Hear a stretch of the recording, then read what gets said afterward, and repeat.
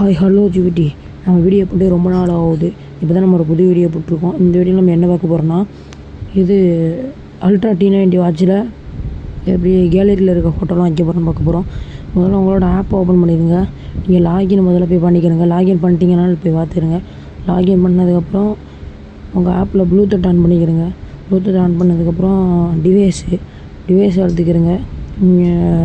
Device அழுத்தினதுக்கப்புறம் dial settings அழுத்தினதுக்கப்புறம் நீங்கள் வந்து கீழே ஸ்க்ரோல் பண்ணுங்கள். மேலே எதையும் அழுத்தாமல் அது கீழே ஸ்க்ரோல் பண்ணால் கீழே வரும் பார்த்தீங்களா? கீழே இருக்கிறத அழுத்தினோட இது நீங்கள் எதை வேணால் வந்து இன்ஸ்டால் கொடுத்துக்கோங்க.